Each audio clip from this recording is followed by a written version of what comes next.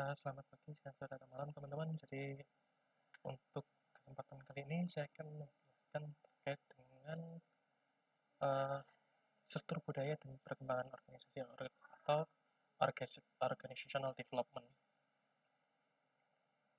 Oke ya, jadi pembahasannya ada 5. Yang pertama struktur organisasi, kemudian dimensinya, kemudian contoh struktur organisasi yang sifatnya tradisional dan non-tradisional, kemudian budaya organisasi, kemudian tentang pengembangan organisasi atau organizational development. Oke, struktur organisasi merupakan urutan posisi, kekuasaan, dan tanggung jawab dalam organisasi. Jadi, struktur ini akan muncul pada organisasi yang sifatnya formal, gitu ya. Individu memiliki posisi tertentu untuk memainkan peran masing-masing sesuai posisinya. Jadi, ingat, kita udah pernah bahas masalah role, gitu ya. Oke, bentar, ambil minum. Oke, kesinambungan tugas menjadikan beberapa posisi perlu dinaungi dalam satu struktur tertentu. Itu makanya kenapa ada supervisor, ada staff gitu ya, ada apa? Ada manajer. Makanya mereka apa ya? Mereka menaungi beberapa tugas gitu ya. Itu merupakan landasan mengapa HR bisa berdiri sendiri ataupun menjadi satu dengan bagian keuangan. Jadi di beberapa perusahaan ada yang keuangan HR ini menjadi satu sama Human Resource and Finance gitu ya. Dimensi struktur organisasi gitu ya, bagaimana kita membedakan jenis organisasi. Yang pertama paling gampang adalah tradisional versus non-tradisional. Jadi kalau tradisional peran sudah dijelaskan secara formal, harus mengikuti aturan, stabil, sulit untuk dirubah gitu ya. Sifatnya seperti ini. Garis status dan otoritas sudah jelas, harus melapor ke siapa, bersifat mekanistis dan juga birokratis. Jadi lingkupnya cenderung besar. Kalau non-tradisional, peran dan prosedurnya dalam organisasi cenderung tidak formal, jadi apa ya, uh, mereka bisa berkonsultasi dengan owner secara langsung gitu ya, meskipun dia cuma staff. Memiliki pegawai dengan jumlah sedikit lebih cenderung terjadi pada proyek ya, atau project base, ataupun lini produksi yang seluruhnya ditangani oleh satu bagian. Nah, karakteristik inti dari organisasi non-tradisional adalah terkait dengan fleksibilitas dan adaptabilitas, kolaborasi antara anggota, kemudian tekanan yang kecil dari organisasi, dan pengambilan keputusan oleh kelompok gitu ya. Garis komando atau command line dan rentang kontrol atau span control gitu ya. Organisasi tradisional dicirikan dengan tingkat otoritas yang bisa dilihat dari struktur organisasinya. Jadi kamu akan melihat bagaimana garis ke bawah tegas gitu ya, terus kemudian ada garis titik-titik atau garis putus-putus gitu ya, itu punya makna yang berbeda. Kalau garis komando, garisnya tegas mengarah ke bawah, jadi dia punya kontrol terhadap orang yang ada posisi di bawahnya, ya. Dan dia harus melapor kepada posisi yang ada di atasnya, gitu. Terus kemudian kalau garis titik-titik itu maknanya adalah garis komunikasi, jadi mereka bisa berkomunikasi, berinteraksi satu sama lain, saling melengkapi data gitu ya, satu sama lain itu mungkin. Nah, garis vertikal, garis horizontal juga punya makna berbeda, di mana kalau garis horizontal berarti apa ya, mereka punya level yang sama. Berbeda dengan kalau ke bawah berarti ini dia punya bawahan gitu ya. Tentang kontrol jumlah pegawai yang harus melapor pada seorang supervisor, jadi jumlahnya sangat bervariasi. Jadi kalau kita lihat di sini bentuk struktur organisasi atau apa uh, apa ya, organisasi chart gitu ya, yang uh, ketua, wakil dan sebagainya itu uh, ada dua tipe. Yang pertama adalah tinggi dan melebar. Jadi kalau tinggi dia ke bawahnya banyak, kalau melebar ke bawahnya sedikit tapi samping-sampingannya banyak, gitu ya. Nah, itu pekerjaannya juga sangat berbeda tipikalnya.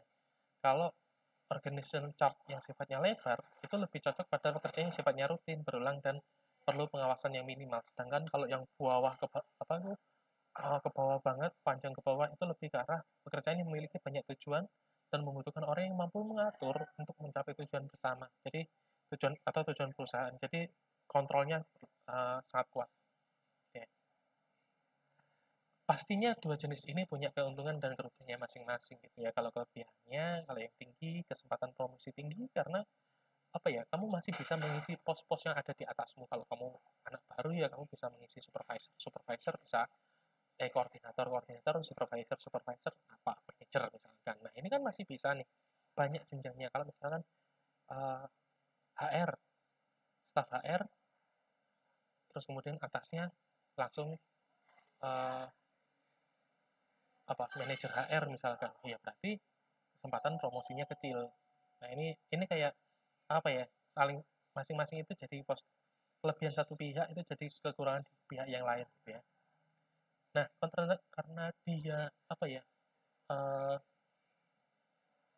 jadi di sini bisa kelihatan bahwa rentang kontrolnya sangat sempit.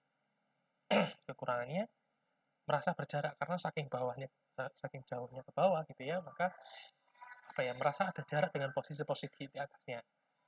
Nah, kemudian yang selanjutnya adalah posisi atas, itu kebanyakan diisi oleh posisi administrasi dan manajerial. Jadi apa ya, manage, padahal mereka ya tadi, secara kalau disuruh turun ke bawah langsung mungkin iya bisa bisa jadi menguasai, bisa jadi enggak gitu loh. Nah, tapi ini kekurangan di sini pasti akan jadi kelebihan di tipe organisasi yang lebar, di mana interaksi jabat atasan bawahan tidak terlalu jauh karena ya jaraknya tidak pendek gitu ya, dan rentang kontrol yang lebar, di mana kekurangannya ya tadi, promosinya kecil, kesempatan promosinya. Struktur organisasi fungsional versus divisional, di mana kalau struktur organisasi yang sifatnya fungsional, pembagian berdasarkan tugas dan fungsi yang ada dalam organisasi. Sedangkan kalau divisi gitu ya, dia ngomongin masalah pembagian berdasarkan tipe produk ataupun pelanggan. Masing-masing divisi seakan organisasi yang terpisah-pisah, gitu ya. Jadi kalau fungsional, oke, kamu HR, fungsimu ngurusi pegawai, keuangan, kamu ngurusi uang keluar masuk, gitu ya. Sedangkan kalau tipe divisional, misalkan, oh karakteristik pertama adalah untuk uh, masyarakat umum, kedua untuk bisnis to bisnis. Nah, mereka punya punya apa ya? Or, apa ya?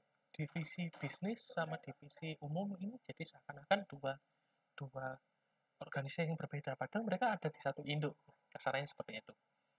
Nah, kalau fungsional enaknya spesialis, jadi orang-orang yang mengisi posisi tertentu itu mereka sangat menguasai bagiannya. Tapi kekurangannya pasti terkait dengan konflik antar departemen dan ya bila dipindahkan rawan menurun performanya karena mereka belum tentu punya kemampuan yang sama di bagian yang lain. Nah, sedangkan di divisional, kelebihannya ini mereka bisa mengembangkan produk dengan cepat. Akuntabilitasnya besar banget, jadi bisa sangat jelas. Kekurangannya, ya, misal di sini ada bagian retail, di sini juga ada bisa bagian konsumen umum, ada retail, di bagian business to business juga ada retail, di bagian business to business ada bagian uh, public relation, di sini juga ada PR, ada PR deh, bagian sales deh, marketing gitu ya, di sini ada marketing, di sini ada marketing. Nah, ini kan ada duplikasi posisi sehingga juga berarti duplikasi dari tugas dan tanggung jawabnya juga. Nah, struktur organisasi, sentralisasi dan desentralisasi. Jadi di sini kita bisa melihat bahwa kalau struktur organisasi yang sifatnya sentral, bahwa pengambilan keputusan ada di level atas. Ya sepenuhnya apa ya, atasan yang mengambil keputusan. Kalau desentralisasi, pengambilan keputusan dan otoritas diambil oleh orang-orang yang di level bawah. Nah, contohnya gitu ya, kita akan bahas bagaimana bentuk organisasi menjadi gambaran sifat perusahaan tersebut. Nah, oke, kita bahas dari yang tradisional dulu. Pertama adalah birokrasi, di mana struktur kekuasaan dalam mengatur pekerja yang sudah diatur sedemikian jelas dan ditetapkan secara tegas. Gitu ya. Nah, di sini uh, karakteristik perusahaannya adalah cenderung ke arah simple customer service, jadi pelayanan konsumen yang konsisten dan cenderung sederhana. Ya, karena dia terus-menerus berulang. Karakteristiknya adalah yang pertama adalah tenaga kerja yang sudah spesialis di bagian tertentu, garis kuasa yang jelas, aturan prosedur yang formal, berlandaskan logika. Kalau kamu nggak bisa produktif ya sudah, ya. Memperkerjakan orang yang paling efektif dalam pekerjaan dan menekankan pada laporan-laporan yang sifatnya tertulis. Kemudian yang selanjutnya adalah line staff organizational structure, di mana di sini ada dua, ada line atau lini dan ada staff, di mana lini ini mereka pegawai yang langsung bersentuhan dengan tugas untuk mencapai tujuan perusahaan. Misalkan kalau saya punya perusahaan Kapuk Jaya gitu ya, misalkan untuk bikin bantal, kasur yang dari apa ya, dari kapas gitu ya. Ya, mereka yang jahit, mereka yang masukkan kapas, ini mereka adalah line. Sedangkan bagian penjualan, bagian penggajian, nah itu ya sifatnya staff, di mana pegawai yang sifatnya itu supporting line untuk berperforma maksimal. Nah, selanjutnya adalah team organization, di mana pegawai yang dikerjakan dalam tim-tim yang lebih kecil. Ya, ingat lagi gitu ya. Kembali ke non-tradisional yang sudah kita pernah bahas. Gitu ya. Beda tim sama grup. Gitu ya. Kesiapan aplikasi teknologi cepat, kolaborasi antara anggota, tekanan rendah, dan group decision making. Selanjutnya adalah task force dan metrik, di mana kalau task force ini mereka apa ya, SDM yang ada itu hanya digunakan untuk mengerjakan proyek-proyek tertentu. Maka SDM yang ada itu bisa sementara, bisa mereka rekrut sementara, ataupun bisa dari bagian lain yang mereka pekerjakan untuk mengerjakan tugas tersebut, gitu ya, atau project tersebut. Nah, berasal dari departemen yang berbeda dan menyelesaikan pekerjaannya sangat spesifik. Nah, karakteristik yang ada mirip dengan team organization. Sedangkan kalau matriks, gabungan tradisional dan non-tradisional pada pelaporan atasan langsung dan atasan proyek, jadi dia cross gini ya, digunakan untuk mengubah kondisi karena dituntut fleksibel dan adaptif. Dan ini tidak cocok dengan sifat pekerjaan-pekerjaan yang sifatnya rutin. Selanjutnya non-tradisional workforce contingency theory gitu ya, faktor produksi dan teknologi harus selaras dengan struktur organisasi. Jadi kalau kita ngomongin kontingensi, kita akan ngomongin pertemuan antara faktor personal, faktor internal dengan faktor eksternal. Gitu ya. Faktor produksi dan teknologi harus selaras dengan struktur organisasi. Jadi ini eksternal adalah teknologi. Tipe manufaktur, small batch, jadi produk khusus atau komponen, span kontrol menengah, satu supervisor untuk 20-30 orang gitu ya, dan chain of command yang pendek.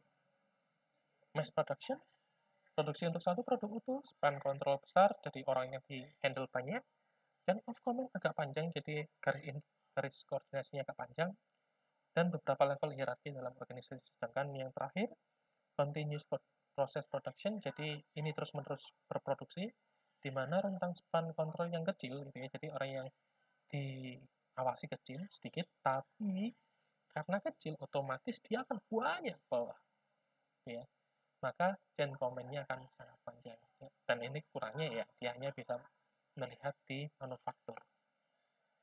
Untuk non tradisional Peros contingency model gitu ya, mengenalkan teknologi informasi, penekanan pada dua hal. Yang pertama adalah kondisi kerja, kemudian situasi kerja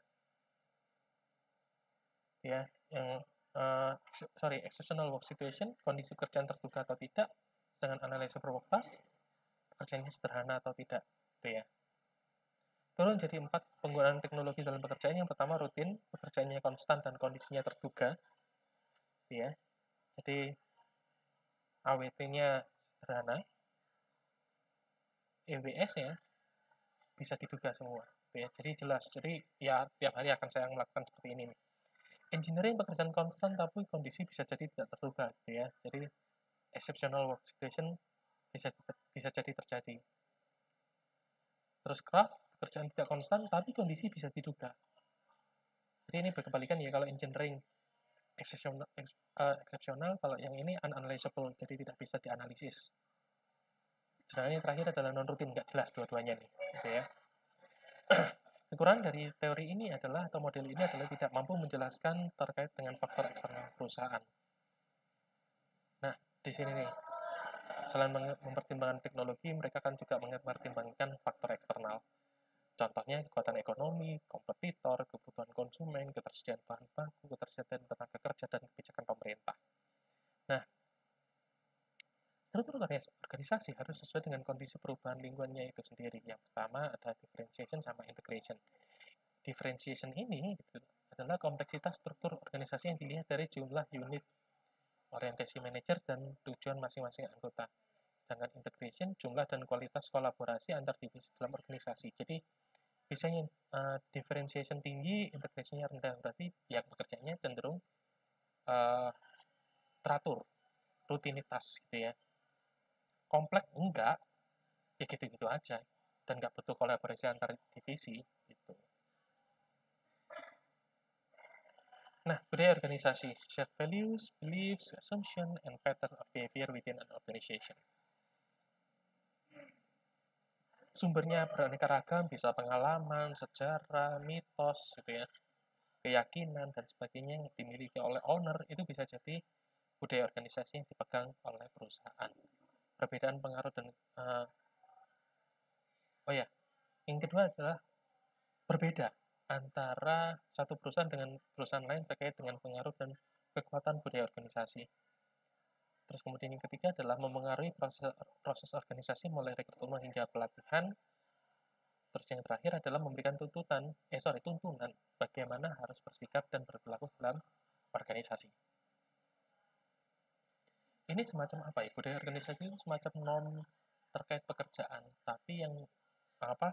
Kalau kita pernah bahas terkait dengan uh, grup dinamiknya grup dinamiknya dalam organisasi, values itu values yang sifatnya bisa formal ya, bukan formal non formal ya, lebih ke arah bisa hanya berlaku di satu bagian tertentu, satu divisi tertentu, atau bisa jadi berlaku secara keseluruhan organisasi. Kalau keseluruhan organisasi ini yang disebut sebagai budaya organisasi. Nah, pengaruh sosial terhadap budaya organisasi yang pertama adalah budaya yang individualis atau kolektivis. Jadi kalau pada budaya kolektivis berarti penekanan pada tujuan kelompok, bukan pada tujuan pribadi. Selanjutnya adalah power distance. Jadi di mana ini seberapa pegawai menerima perbedaan kekuasaan pada organisasi. Jadi ya dia lo atasan gitu loh. Nah, ini kalau berarti menandakan bahwa power distance-nya tinggi. Kalau bisa ngobrol santai dengan bos, yaitu power distance-nya rendah. Terus kemudian stereotip maskulin versus feminin, di mana apakah stereotip maskulin dan feminin itu bekerja atau enggak dalam perusahaan. Terus kemudian yang uncertainty avoidance, di mana seberapa kebudayaan itu mentoleransi kondisi tidak pasti dan ambiguitas. Kalau di kita ya nggak bisa nih gitu ya. Kalau kalau generasi sekarang kan ya udah menerima tantangan dari manapun, pindah-pindah gitu ya, pindah-pindah tempat kerja selama itu menantang, ya itu yang diambil. Orientasi jangka panjang atau jangka pendek, di mana pemenuhan kebutuhan segera atau untuk masa mendatang. Jadi budaya organisasi kita berupaya untuk menolong satu sama lain. Berarti kalau menolong berarti misalkan orientasi saya adalah masa depan, masa mendatang.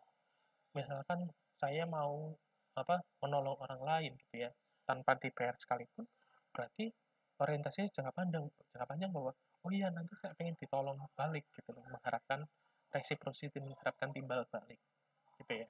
Itu bisa jadi seperti itu. Budaya organisasi mencakup beberapa hal dan sangat luas pengaruhnya dalam organisasi. Oke, untuk pengukurannya kita bisa menggunakan dua. Yang pertama adalah Organizational Culture Profile, yang kedua adalah Organizational Practice Skill. Nah, kita masuk ke ODI. Berkembang karena mengejar ketertinggalan. ODI bukan hanya satu teori, namun bermacam-macam pendekatan dengan orientasi dan metode untuk membantu organisasi berubah. Orientasinya long term, diikuti oleh semua tingkatan dan pelaksanaan pada level organisasi, bukan pada level individual. ODI merupakan ilmu terapan dari ilmu perilaku, di mana ada dua hal yang kita tekankan. Yang pertama adalah change agent, di mana praktisi ODI dan praktisi ODI katalis perubahan dalam organisasi. Kemudian salah satu metodenya adalah action research, di mana pengumpulan data, penelitian yang cenderung data driven. Berarti kalau data driven itu adalah ya kita menganalisis berdasarkan temuan di lapangan, bukan secara theoretical atau theoretical driven. Kalau kamu meneliti gitu ya, oh secara teoritis ini cocok nih, misalkan punya organisasi seperti ini, bikin outbound deh. Lah, bentar, tunggu dulu. Apakah semua orang dalam organisasi bisa nih diberangkatin untuk outbound? Apakah semuanya punya kapabilitas untuk mengikuti? Ternyata kamu bikin outbound yang datang usia 50 ke atas. Gitu ya. Itu nggak bisa nih. Kita pakai model outbound secara teoritikal benar. Tapi secara di lapangan itu nggak bisa. Karena keterbatasan tadi. Makanya teman-teman, kalau di Tio, itu bisa jadi solusi yang muncul itu bisa jadi sangat berbeda karena apa? Sesuai dengan karakteristik perusahaannya masing-masing. Secara umum, tahapannya pengumpulan data, interpretasi, gitu ya, penyusunan dan penerapan program untuk menyelesaikan masalah, evaluasi, kumpulin data lagi, misal kalau belum beres, ulang terus, sampai bener-bener matang, baru result, gitu ya. Ini beberapa jenis teknik kode yang ada, gitu ya. Yang pertama adalah job enrichment, di mana kita melibatkan tim di mana individu tersebut bekerja. Jadi kita, apa ya, job enrichment kita pernah lihat di motivasi, gitu ya. Tapi karena dia melibatkan tim, gitu ya, di mana individu tersebut bekerja, maka dia bisa jadi katalisator dalam organisasi, gitu ya. Selanjutnya adalah survei feedback. Di sini digunakan untuk mengukur sikap pegawai, isu terkait organisasi, kebijakan perusahaan, kualitas kepemimpinan, dan koordinasi antar bagian. Teknik ini digunakan untuk mencari tahu bagian mana yang dari organisasi yang membutuhkan peningkatan. Jadi, ini digunakan untuk nyari data sebenarnya. T-groups atau sensitivity training, jadi diskusi tidak terstruktur di luar jam kerja untuk membahas tentang interaksi mereka dalam konteks pekerjaan. Fokus pada perkembangan individu dan keterampilan individual. Gitu ya. Jadi, perkembangan individu untuk satu tim. Gitu ya. Kalau tim building, meskipun kita tadi orientasinya pada level organisasi gitu ya, tapi kita tahu sendiri bahwa individu pasti akan memberikan imbal balik kepada organisasi secara utuh, gitu ya, secara keseluruhan. Terus kemudian di building, diskusi kalau yang di grup tadi tidak terstruktur, kalau ini diarahkan terstruktur untuk membicarakan pengembangan tim, gitu ya. Nah, ini dan ini tak hapus dulu nanti, gitu ya. Terus kemudian yang selanjutnya adalah proses consultation. Jadi konsultan masuk dalam struktur organisasi dan membantu menyelesaikan masalah. Jadi dia benar-benar terjun di dalamnya. Terus selanjutnya adalah MBO, Management by Objective. Ini adalah penerapan goal setting, di mana kita membuat target luaran terhadap bagian-bagian dari organisasi untuk mereka bisa berkembang. Ya, syarat ada di slide selanjutnya. Terus yang terakhir adalah quality circle. Hampir mirip dengan team building, namun mereka dengan melakukannya dengan sukarela dan teratur melakukan evaluasi. Ya. Ini lebih populer di Jepang sebenarnya, teman-teman. Aku lupa istilahnya. Jadi mereka itu seakan-akan kamu harus apa ya? Seakan-akan itu aturan tidak tertulis bahwa kamu setelah kerja yuk nongkrong, gitu. Nah, kriteria MBO atau manajemen by objective itu dapat diterapkan itu ada 6 ini. Yang pertama adalah pegawai harus berpartisipasi, ya percuma juga dibikinin program tapi nggak ikut, gitu ya. Terus kemudian ketersediaan feedback, terus kemudian panduan, tujuan atau goalnya, objektifnya harus jelas, realistis juga, gitu ya. Jangan muluk-muluk tapi nggak bisa dicapai. Level atas organisasi harus mendukung, dan yang terakhir adalah tekanan yang sama atau ya beban yang sama untuk semua pihak. Jadi kalau yang loh kok Pak ini kok bagiannya lebih enteng daripada tugas saya. Nah, ini jangan sampai, gitu ya. Oh Pak, ini apa feedbacknya kok dia positif, kok bagian saya negatif ya. Semua orang di kelompok saya negatif semua, padahal sih ini bagus menurut saya. Nah, itu ada perbedaan berarti. Nah, beberapa hal yang dapat mempengaruhi efektivitas OD, yang pertama adalah tidak sama antar metode yang digunakan dan organisasi yang dilayani, ya. Yang kedua adalah terkait dengan keterampilan si konsultannya itu sendiri. Selanjutnya adalah ukuran organisasi. Yang terakhir adalah hasil efektivitas tidak dapat diukur secara cepat. Ingat, ini jangka panjang, gitu ya. Oke, terima kasih kesempatannya untuk kali ini, gitu ya. Semoga bermanfaat, semoga memberikan inspirasi untuk teman-teman. Terima kasih atas kesempatannya. Saya tutup sekian aja dari saya. Terima kasih. Selamat pagi, siang, sore, atau malam semuanya.